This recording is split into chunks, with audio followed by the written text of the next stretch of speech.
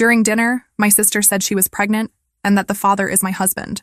But then I revealed a secret. You know when you think you know the people closest to you?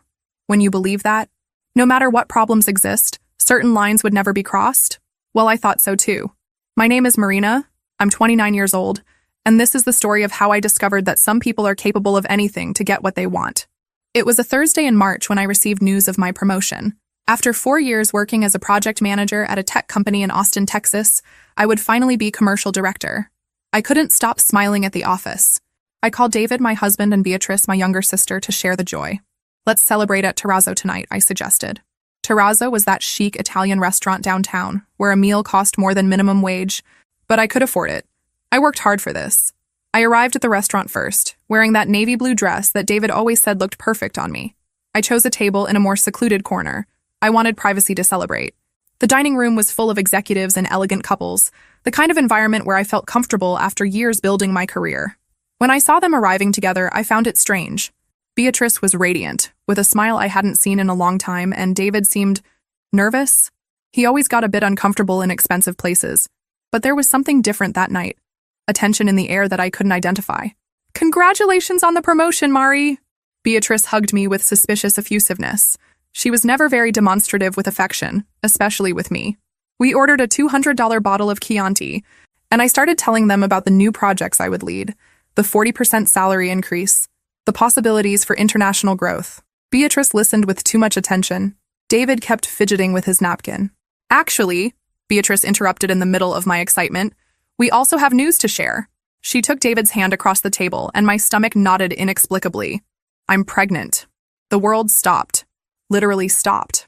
The restaurant voices became a distant buzz. The lights seemed to flicker, and I stared at my sister's hand intertwined with my husband's, as if it were a mirage. Pregnant. Beatrice was pregnant with David's child. I know it's a complicated situation. David spoke for the first time since they arrived, his voice coming out hoarse.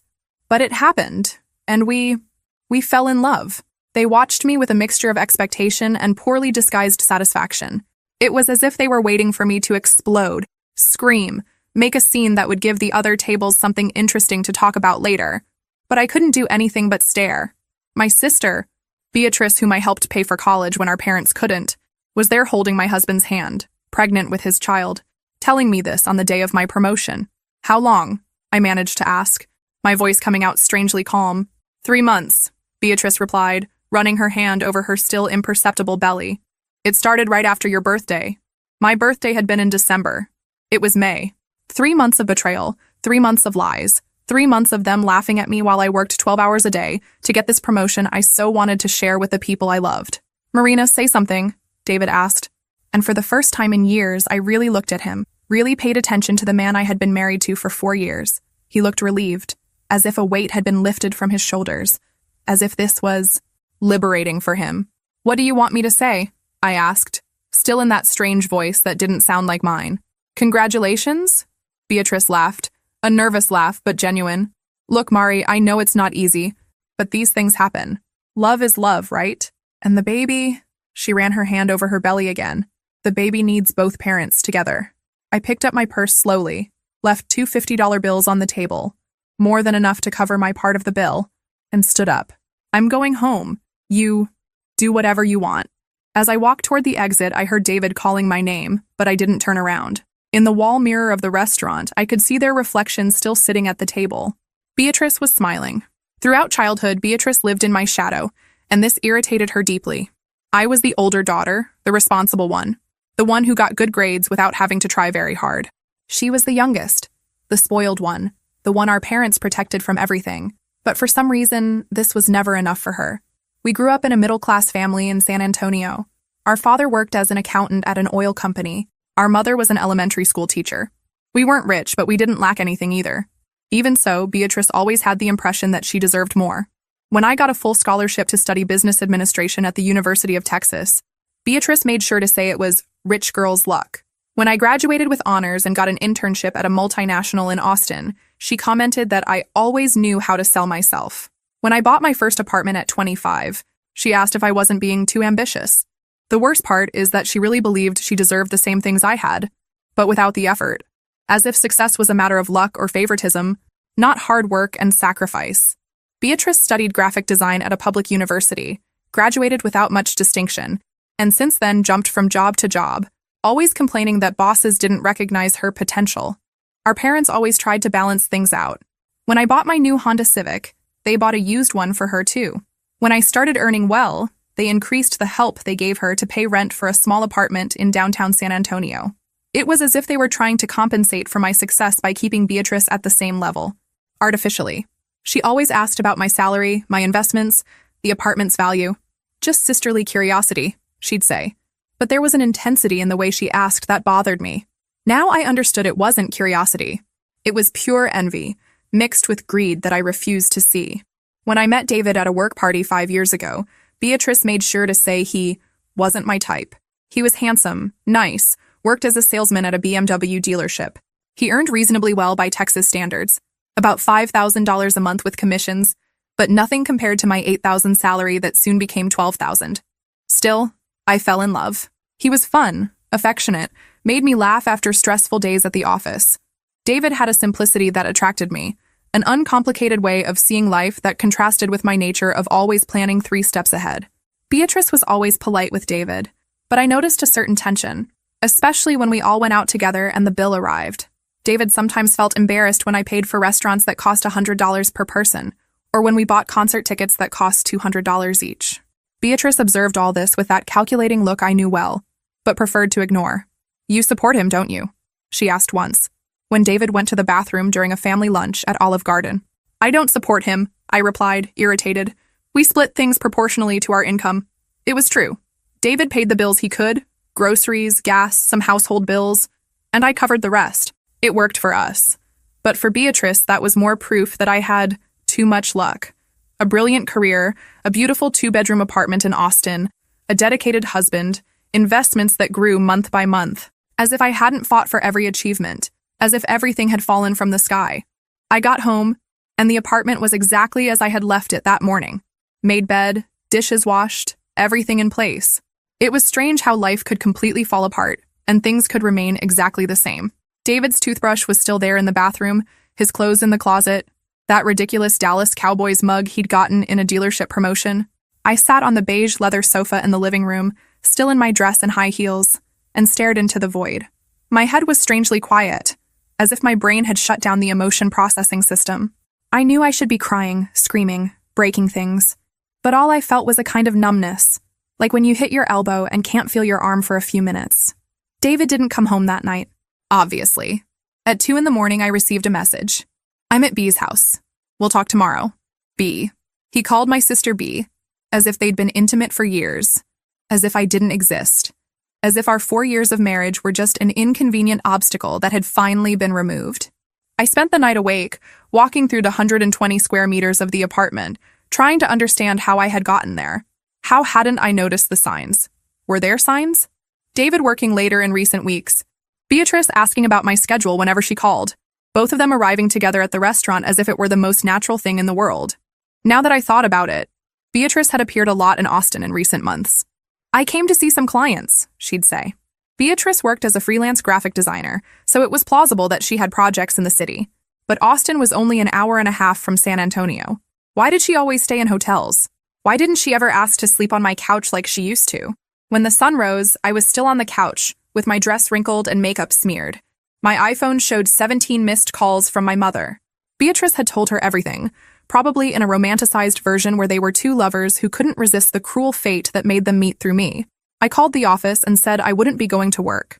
Simone, my assistant, noticed something was wrong from the tone of my voice but didn't insist. "Call me if you need anything, Marina. You never miss work. It must be something important." She was one of the few people I could trust completely.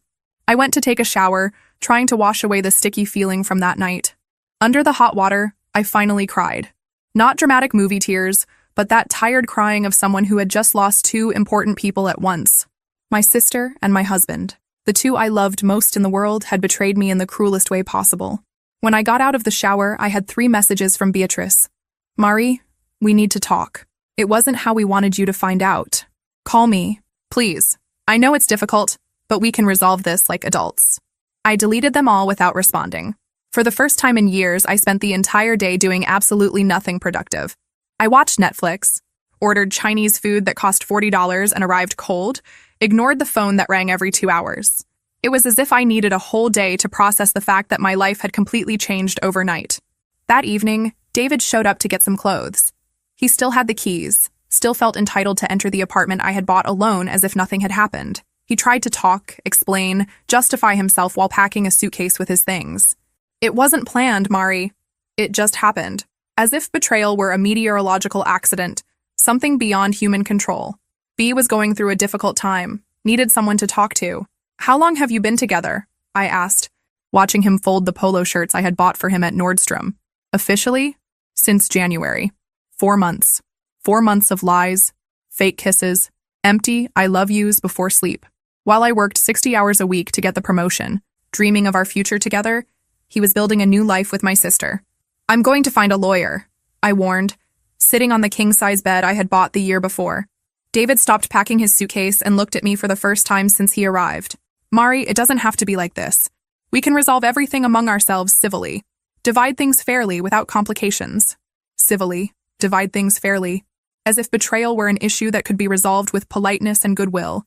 As if he had any right to what I had built.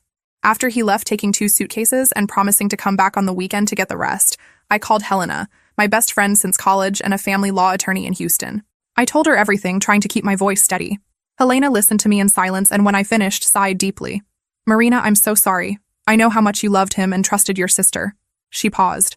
About the divorce, I need you to bring all the marriage documents, bank statements, deeds, proof of income, investments, everything. I'll put together the best case possible for you. Helena, I don't care about the money. I just want this to end quickly. Don't say that, Marina. You fought hard to build what you have. You're not going to hand it over to someone who betrayed you. Do you have any idea how much your assets are worth today? I didn't have an exact idea, but I knew it was substantial. The apartment was worth at least $400,000. I had about $100,000 in investments, a stake in a startup worth at least $50,000, plus the new salary of $16,000 monthly. I scheduled the meeting for the following week and hung up. That's when I remembered. I needed to organize all the important documents. It wasn't something I did regularly. Who thinks about divorce when they're happy in marriage? I went to the office I had set up in the second bedroom of the apartment, where I kept everything organized in colored folders like a person obsessed with control. Bank statements from the last 2 years. Tax returns, investment statements from Fidelity and Charles Schwab. It was impressive to see on paper everything I had achieved at 29. I was proud of what I had built, but now everything seemed so fragile, as if it could disappear because of a betrayal and a poorly conducted divorce process. I took the green folder where I kept the marriage documents. Birth certificate, marriage certificate from Travis County, contract for... I stopped with the marriage certificate in my hand, frowning. There was something written there about property regime that suddenly caught my attention. Separate property regime. Complete separation of assets. Why complete separation? Most couples in Texas chose community property, partial community of assets. That's when I remembered. Vaguely, like a memory that was stored in a dusty drawer of my brain. Prenuptial agreement. I had insisted on making a prenuptial agreement 4 years ago. I ran to the small safe I had installed in the bedroom closet. It had been so long since I'd opened it that I almost forgot the combination. My birthday inverted. Inside, between the apartment deed and my passport, there it was. A sealed envelope with the seals of the Travis County Clerk's Office. Prenuptial agreement. Marina Santos Silva and David Oliveira Ferreira. My hands trembled as I opened the envelope. I vaguely remembered insisting on this at the time, but the details were hazy. It had been 4 years ago. I was so in love and happy that the legal aspects of marriage seemed just a necessary formality to officialize our love. But now, alone in the bedroom at 2 a.m, holding those pages printed on letterhead from the law firm, I felt something I hadn't experienced in days. A hint of hope. Maybe, just maybe, I wouldn't lose everything I had built. Maybe there was something in those papers that could protect me from my sister's greed and my husband's irresponsibility. I took a deep breath, turned on the bedside lamp, and began reading every word with the attention of someone deciphering their own future. The memory came back like a movie being rewound. It was a sunny Saturday in April, 2 weeks before our wedding. I was 25 and had just signed the purchase contract for my first apartment, a modern 2-bedroom loft in downtown Austin that cost $350,000. David was nervous about the ceremony preparations, complaining about costs that were getting out of control. Mari, are you sure you need all this? He said, looking at the vendor list spread on my kitchen table. $15,000 catering, $8,000 photographer, $12,000 decoration. It's a lot of money. A lot. It was a lot of money indeed, especially for him, who earned about $4,000 a month at the BMW dealership. For me, who had just received a substantial promotion and was earning $12,000 monthly, it was an investment in our special day. But I understood his concern. He had grown up in a family where every dollar was counted. David, relax. I'll pay most of it. You contribute what you can. What's important is us being together, celebrating our love. It was in this context that I mentioned the prenuptial agreement. Not as mistrust, but as natural protection for someone who had significant assets. My lawyer at the time, Dr. Patricia Williams, had suggested it during the apartment purchase. Marina, you're young, successful, and accumulating assets rapidly. A prenup is sensible, especially when there's significant difference in assets between spouses. It's not mistrust, it's intelligent protection. When I talked to David about this on a Tuesday night, he laughed. Literally laughed, almost spitting out the Shinerbach beer he was drinking. Prenuptial? Isn't that rich people nonsense? We love each other, Mari. Love doesn't need papers to prove anything. These things are for couples who enter marriage already thinking about divorce. It's not about love, David. It's legal protection. For both of us. If something goes wrong, nothing will go wrong, he interrupted me, pulling my hand. We're going to be happy forever. You're being paranoid, baby. He made a face like he didn't understand the necessity, but eventually agreed when I explained it was something that would make me more comfortable. If it's important to you, fine. But honestly, I think you're complicating something that should be simple. We went to Dr. Williams's office on a Thursday morning. I remember David was hungover because he had gone out with his dealership colleagues the night before for the last bachelor's outing. He arrived 15 minutes late, somewhat sleepy, complaining that he had lost an important sale because of the appointment. Sorry, Mari. Had to come straight from work. Johnson wanted to close a deal today, but I said I had an important appointment with you. Dr. Williams, an elegant 50-year-old woman with gray hair and impeccable suits, explained the basic terms with the patience of someone who had given that presentation hundreds of times. Complete separation of assets. Each spouse maintains their individual patrimony. No division in case of divorce, except for assets acquired jointly with clear proof of mutual contribution. It's important to understand, she said, looking mainly at David, that this agreement protects both parties. If you acquire significant assets during the marriage, they will also be protected. You understand, David? I asked, observing his somewhat lost expression. Yes, yes. Each one keeps what's theirs, right? Makes sense? It made no sense at all that he had understood completely, because David never showed interest in complex legal or financial matters. When I tried to talk about investments or financial planning, he would change the subject or make jokes about me being too uptight with money. But he signed all the pages with the ease of someone signing a grocery list. 15 pages of dense legal text, specific clauses about properties, investments, future businesses, inheritance. David barely read the section titles. There, now you can marry in peace, Dr. Williams said, smiling as she stamped and filed the copies. I hope to never see you here professionally again. On the way back, driving my Honda Civic through Austin streets, David commented, I still think this contract thing is kind of weird, but if it makes you calmer, what's important is that in 2 weeks we'll be married, husband and wife forever. He really didn't understand what he had signed. For David, that was just another necessary bureaucracy to officialize our love, like getting the marriage license or choosing the rings.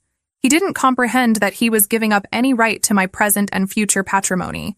And I, in love and confident that we would be happy forever, didn't mind his lack of attention to details. After all, love was more important than any paper, wasn't it? We were going to build a life together, share everything, be a modern and partnered couple. The contract was just a formality that would never be necessary. How wrong I was. Now, 4 years later, alone in the bedroom at 3 a.m. with the contract in my hands, I finally understood the value of that rich people nonsense. I read each page with redoubled attention, as if I were deciphering a secret code that could save my life. The legal words that at the time seemed just formality, now shone on the page like precious diamonds. Complete separation of property. Each spouse shall maintain individual ownership of all property owned prior to marriage and all property acquired during the marriage. Each spouse. Property acquired during marriage. The apartment I bought before getting married. The investments I made monthly. The stock applications. The stake in the tech startup I bought 2 years ago. All of this was exclusively mine. In the event of dissolution of marriage, there shall be no division of property, with each party retaining the entirety of their individual assets. Dissolution of marriage. There shall be no division of property. David had no right to anything. Absolutely nothing of what I had built. I continued reading, looking for some clause that could complicate things, some loophole he could use to claim part of my patrimony. But there wasn't any. The contract was crystal clear, comprehensive, and bulletproof. Dr. Williams had done impeccable work. Spousal support waiver. Both parties hereby waive any right to spousal support, alimony, or maintenance from the other party. Alimony. David had no right even to alimony, and considering he earned much less than me, theoretically, he would be the one who could ask for financial support. For the first time in 3 days, I smiled. A small smile, but genuine. David had signed his own financial sentence 4 years ago, without even realizing it. And Beatrice... Oh, Beatrice... She had probably seduced my husband thinking he would be her gateway to a financially comfortable life. What delicious irony. I continued reading the specific clauses. Debt separation, each one responsible for their own. Future businesses. Corporate participation remained individual. Intellectual property, royalties and patents were not shared. Inheritance, assets received from family remained with the original recipient. It was complete armor. David had no right to a cent of what I had built. And more importantly, I had no responsibility for his debts. I remembered he had financed a Ford F-150 pickup the year before, plus had a high-limit credit card that he used frequently. I took my laptop and started making a mental list of my current patrimony. Apartment valued at least $400,000. Investments in stocks and funds totaling about $100,000. Stake in the startup I founded with 2 college colleagues worth at least $50,000 in the last contribution. Checking and savings account with $40,000. Paid-off car valued at $20,000, more than $600,000 in net worth at 29. And David had no right to any of it. Even better, my new salary as commercial director would be $16,000 monthly, plus performance-based bonuses that could reach $20,000 per month in the best quarters, while David would continue earning his $4,000 or $5,000 monthly selling cars. For the first time in days, I smiled. A small smile, but genuine. David had signed his own financial sentence 4 years ago without even realizing it. And Beatrice? Oh, Beatrice. She had probably seduced my husband thinking he would be her gateway to a financially comfortable life. What delicious irony. I remembered the conversation we had last Christmas, when she complained about the injustice of me having everything. Marie, do you realize how frustrating it is? Beautiful apartment, new car, trips, while I kill myself working and barely pay rent. Now I understood it wasn't frustration. It was planning. Beatrice had seen in David an opportunity to finally get what she deserved without working for it. She didn't love him. She loved what she thought he could give her access to. I stored the contract back in the safe, but first took photos of all pages with my iPhone. I sent the images to Helena by email with the subject, "Gift from God." She responded in 15 minutes, even though it was almost 4 in the morning. "Marina, this changes everything. Call me tomorrow." For the first time since that horrible dinner at Terrazzo, I managed to sleep a few hours, and for the first time in years, I dreamed about my future. A future where I was completely free to be whoever I wanted to be, without anyone trying to steal what I had built. I woke up the next morning with a mental clarity I hadn't felt in days. While having coffee in my modern kitchen, looking out the 10th floor window at the Austin skyline, I began connecting dots that before seemed like innocent coincidences. Beatrice had always shown suspicious interest in my financial life. It wasn't just fraternal curiosity.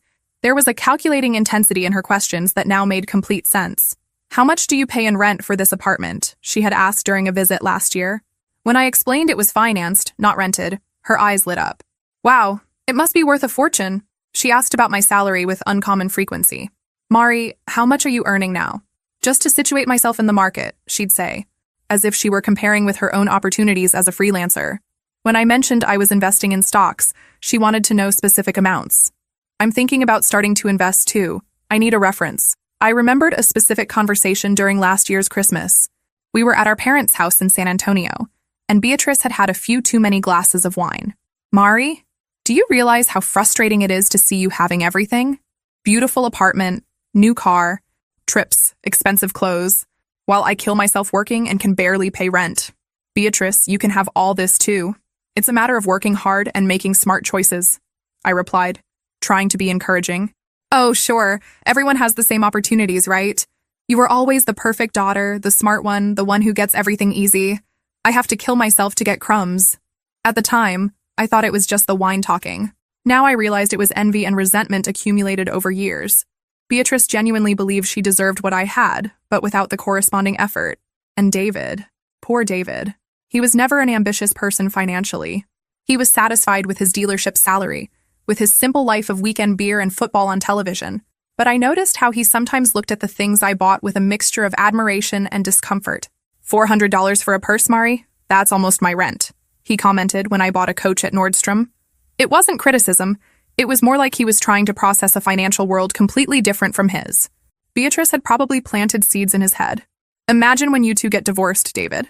Half of all this will be yours. She didn't know about the prenuptial agreement because I never told anyone in the family. It was a private matter between me and my husband. Now I understood the conversation I overheard by chance a few months ago. David was on the phone on the balcony and I thought it was work. But now I remembered hearing, "I don't know if it's the right time. She suspects something. I need to be sure." At the time, I thought he was talking about some complicated sale. Now I realized he was probably talking to Beatrice about how and when to reveal their relationship.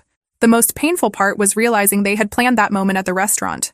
The choice of terrazzo, on the day of my promotion, the way they arrived together, the poorly disguised satisfaction on their faces. It wasn't an impulse or a desperate confession. It was theater. They wanted to humiliate me publicly, catch me off guard, see me fall apart, and they probably expected me to react with desperation, begging David to come back, offering anything to save my marriage. Too bad they didn't know about the prenuptial agreement. I spent the weekend organizing my strategy. I called Helena early Monday morning, before even going to work. "Marina girl, this contract is a work of legal art. David has no right to absolutely anything. We can process the divorce in 60 days if he doesn't contest." And if he contests? Based on what? He signed the prenup. Everything is registered. There are no vices of consent. Unless he proves coercion or fraud, which is impossible, he's screwed. Screwed. David was screwed and didn't even know it yet. "Helena, I want to do something. I'm going to call them and propose a civilized conversation about the divorce. I want to see their faces when they discover the truth. Marina, are you sure? It might be simpler to just file and be done with it. I'm sure. They humiliated me in public. I want to return the favor." 3 weeks passed since that night at Terrazzo. 3 weeks in which David came to get the rest of his things from the apartment, always accompanied by Beatrice, as if he needed protection or moral support. 3 weeks in which my mother called daily trying to mediate the situation, as if betrayal were a misunderstanding that could be resolved with a frank conversation.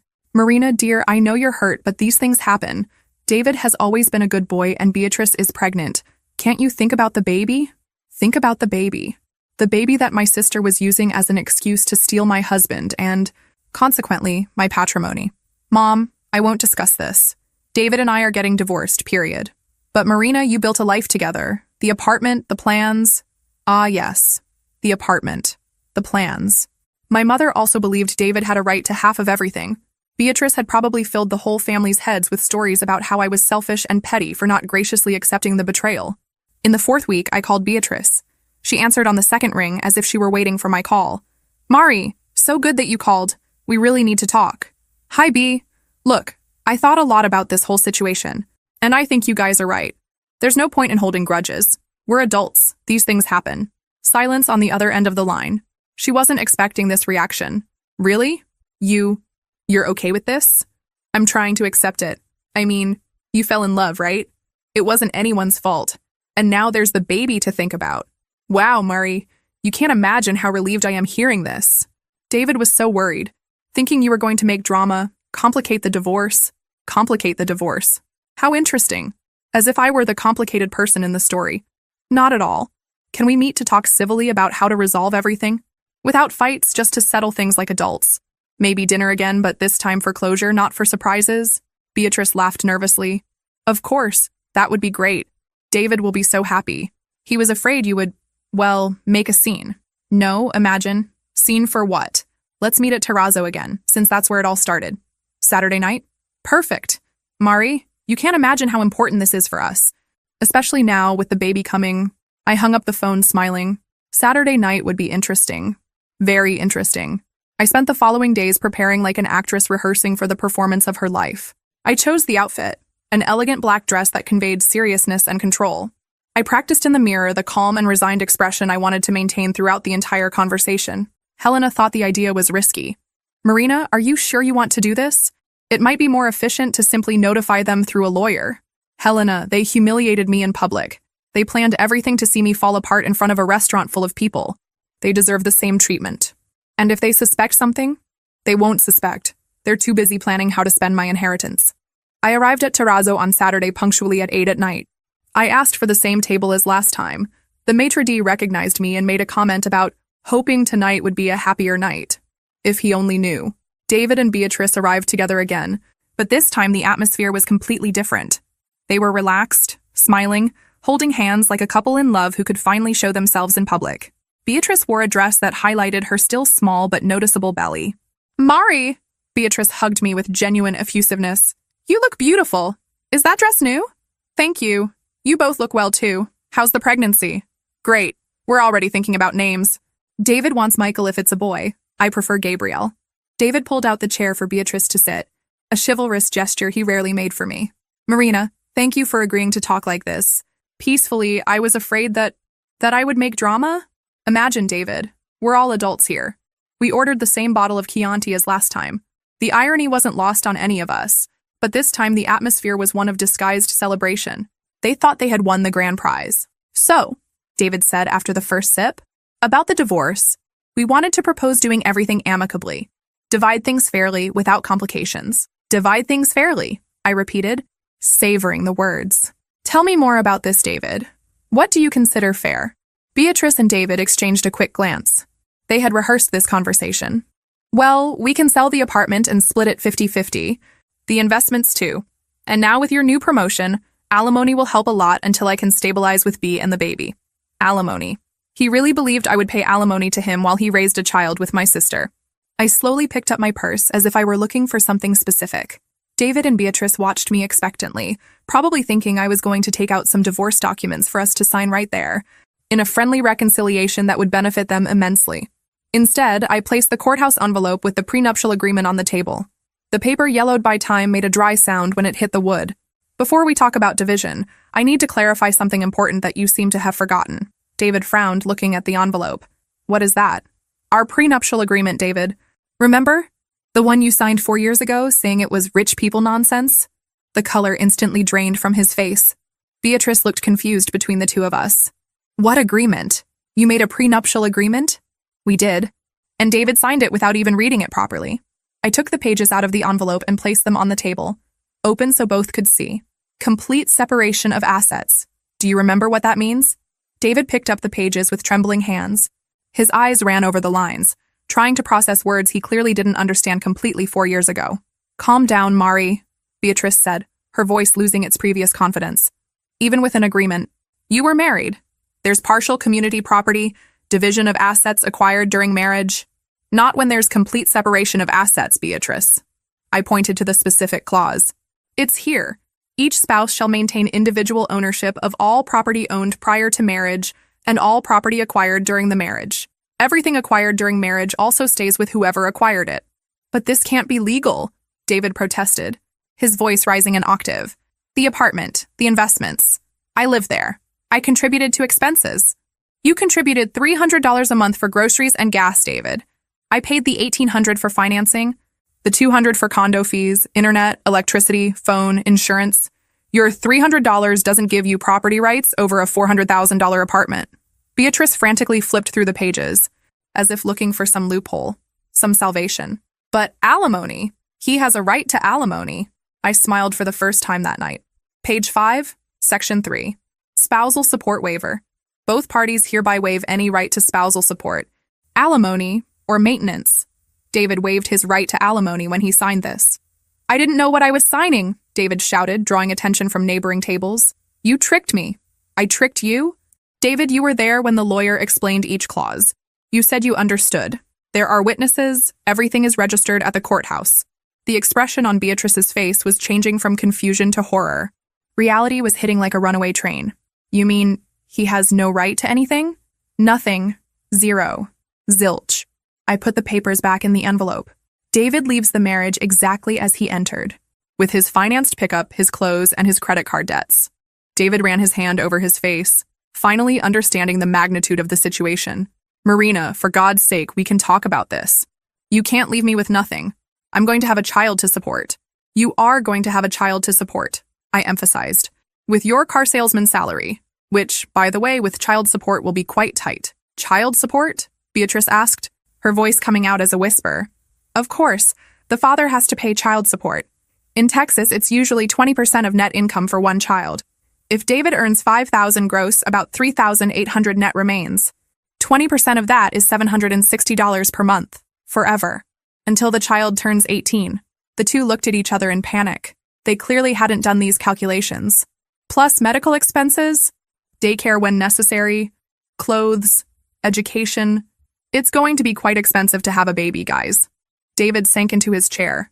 My God, Marina, how can you be so cold? So calculating? Calculating? Me? You two planned this betrayal for months, humiliated me publicly in this same restaurant, and I'm the calculating one. Beatrice was clearly doing mental math. If David earned $5,000 a month and was going to pay $800 in support, $4,200 would remain, minus taxes, about $3,400 net, to support him, her, and a baby.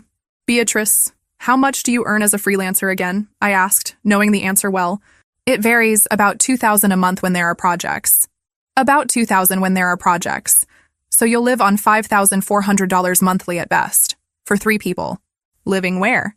At my house in San Antonio, she murmured. That 1-bedroom apartment you rent for $800? It's going to be cramped with a baby, don't you think? The silence at the table was deafening. Around us, other customers dined happily, oblivious to the financial drama unfolding just meters away. Marina, David tried once more. Are you really going to do this? Leave us with nothing? I know we hurt you, but, David, you didn't hurt me. You tried to rob me. You thought I was an emotional idiot who would hand over half of my $600,000 patrimony because you were in love. $600,000? Beatrice repeated, incredulous. Surprise! I'm richer than you imagined. And now, with the promotion, I'll earn $16,000 a month, while you fight over money for diapers. David buried his face in his hands. I'm an idiot. A complete idiot. Finally, something we agree on. Beatrice tried one last card.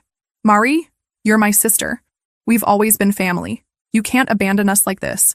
And your niece or nephew? Don't you want to help? Beatrice, you tried to steal my husband thinking you'd steal my fortune along with him. You calculated wrong. And now you'll have to live with the consequences of your choices. But family doesn't betray family. Family doesn't humiliate family in public restaurants. Family doesn't seduce their sister's husband out of greed. I got up from the table, leaving 2 $50 bills, again more than enough for my part. Your lawyers can contact mine, Helena Williams, in Houston. She has all the necessary information. Marina, wait. David stood up, trying to follow me. No, David, you waited. You waited 4 months to tell me the truth. You waited until the day of my promotion to maximize the humiliation. You waited until you thought you had everything planned perfectly. Now I'm going to make you wait. Wait for what? Beatrice asked, tears beginning to form in her eyes.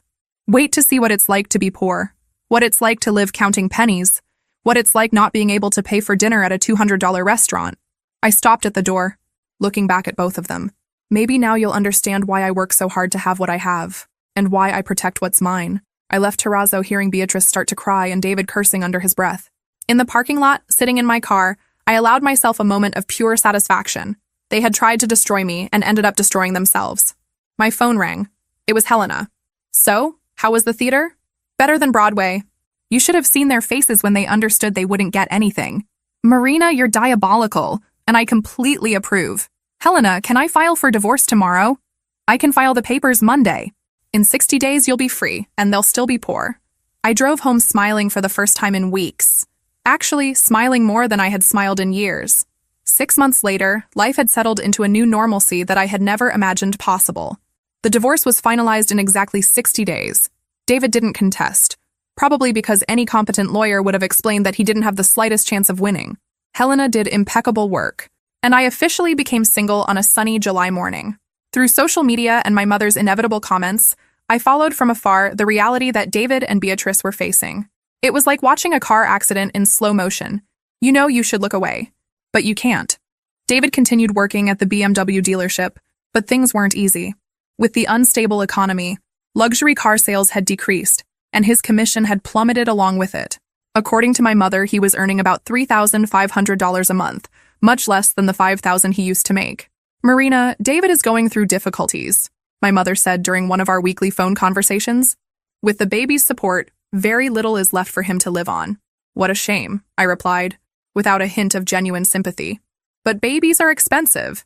He should have thought about that beforehand. Little Sophia had been born in September, a little girl who, from photos circulating in the family, had David's eyes and Beatrice's stubbornness.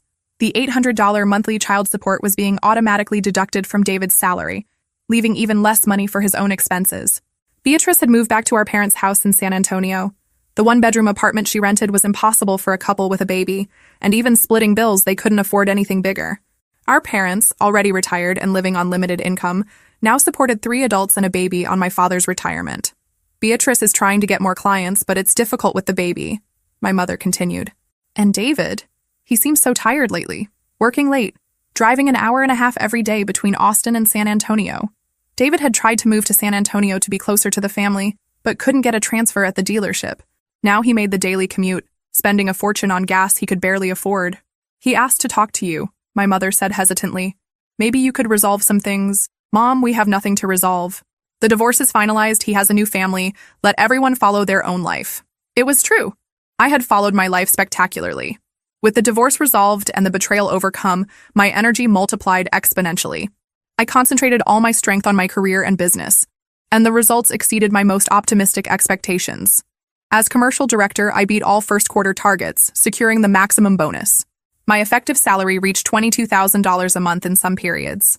The startup I was a partner in secured new investment, tripling the value of my stake. In October, I found an even larger and more modern loft in downtown Austin. 2 floors, 3 bedrooms, private terrace with lake view. I sold my old apartment for $500,000, $80,000 profit in 5 years, and bought the loft in cash for $700,000. I renovated everything from scratch. German kitchen, complete automation, private gym, office with panoramic view. I spent $200,000 on the renovation, but the result was an architectural work of art that became the cover of Austin Home and Design magazine. Wow, Marina, said Simone, my assistant, when she came to see the new loft. This looks like a movie house. You've achieved the American dream. It was true.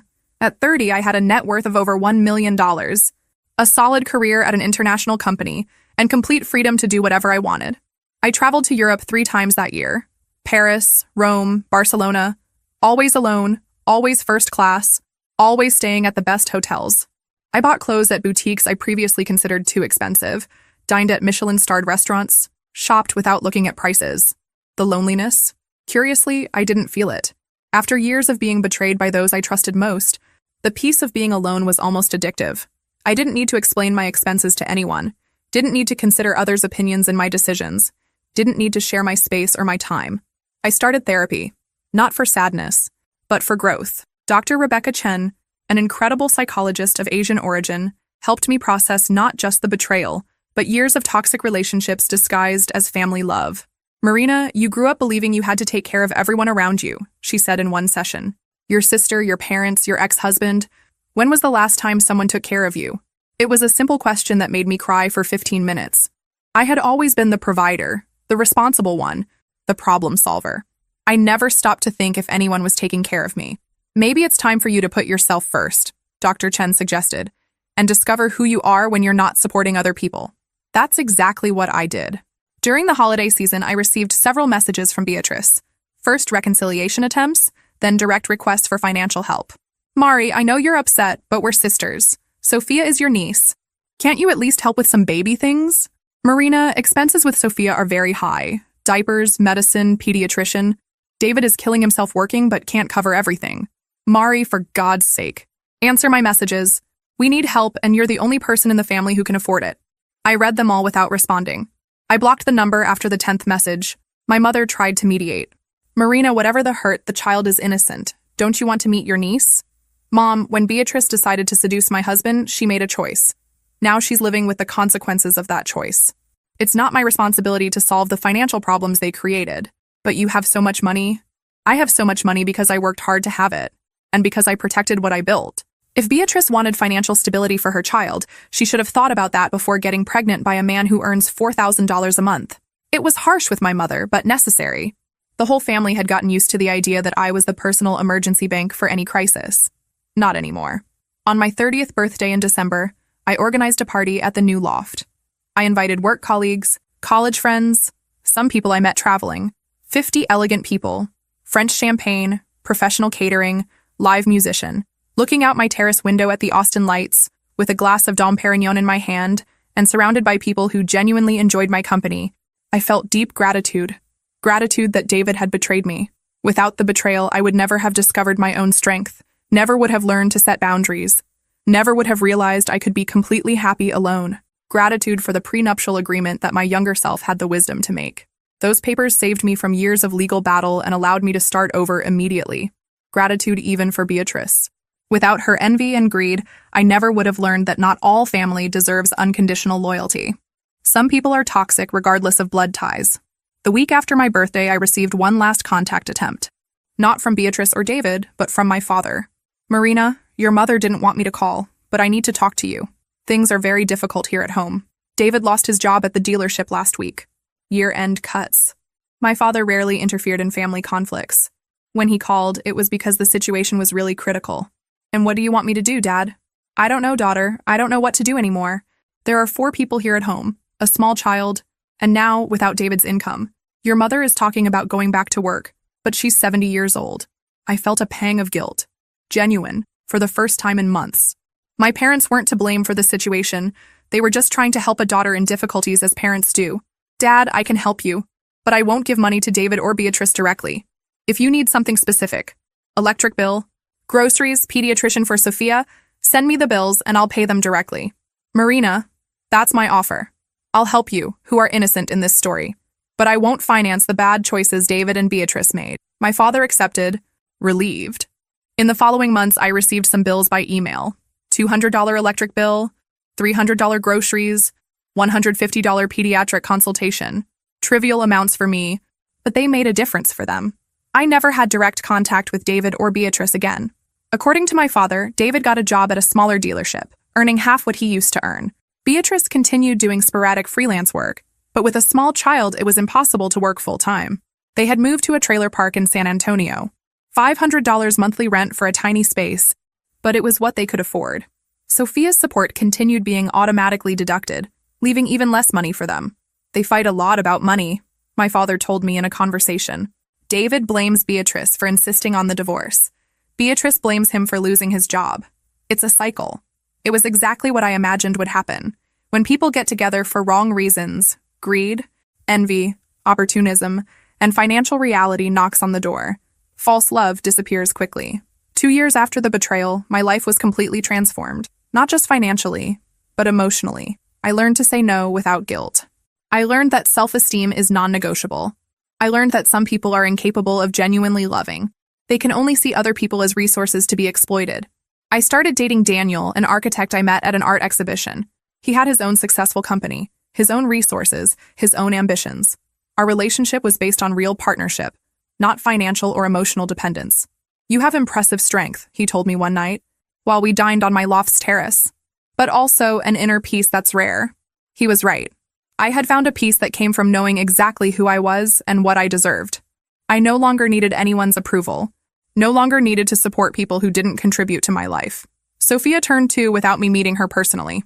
From photos my mother insisted on showing on her phone, she was a beautiful and apparently healthy child. I felt a hint of curiosity about her, but not enough to reconnect with Beatrice and David. Some friends thought I was being cruel. Marina, she's your niece. Don't you miss family? I have family, I would respond. My parents, who love me unconditionally. My true friends, whom I've built over the years. Family isn't just blood. It's who really cares about your well-being. It was true. Simone, my assistant, was more present in my life than Beatrice ever was. Helena continued being a close friend and advisor. Dr. Chen helped me grow in ways I didn't even know I needed. On the 3rd anniversary of the betrayal, I received a message from an unknown number. It was David.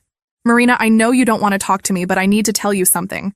You were right about everything. About me, about Beatrice, about the money. I was an idiot and destroyed the best thing I had in life. I hope you're happy. Reading that message didn't bring me satisfaction or anger, just a kind of peaceful closure. David had finally understood what he lost, but it was too late. I had moved on completely. I deleted the message without responding. Today, at 32, I look back and see how that horrible night at Terrazzo was actually the best gift life could have given me. It forced me to discover who I really was when I wasn't being exploited or underestimated. I'm now executive director of the company, with a salary of $300,000 annually. My net worth has exceeded $2 million. I travel the world regularly, both for work and pleasure. I have a healthy relationship with someone who values me and contributes equally to our partnership. More importantly, I learned that people who really love you don't try to steal your peace, your money, or your dignity. They celebrate your successes, respect your boundaries, and build together with you. David continues living in the trailer park, working jobs that pay little, fighting with Beatrice about money they don't have. Beatrice continues sending occasional messages asking for help, which I continue ignoring. Sophia is growing up in a family that struggles financially because of her parents' selfish choices. Sometimes I wonder if I should feel guilty for having so much while they have so little. But then I remember, they tried to rob me. They planned my humiliation. They calculated my emotional and financial destruction. The fact that they calculated wrong isn't my fault. I built everything I have with honest work, intelligent decisions, and adequate protection of my assets. They tried to take a shortcut through betrayal, and discovered that shortcuts often lead to dead ends. I learned that self-esteem and dignity are non-negotiable, that not all family deserves loyalty, that underestimated people can surprise in devastating ways, and that sometimes the best revenge is simply living well, while those who tried to harm you reap the consequences of their own choices. My story isn't about revenge, it's about justice. It's about discovering that it's worth protecting what you build, and that not everyone deserves access to your life. And it's about learning that when you stop supporting people who only exploit you, much more energy remains to build something truly extraordinary.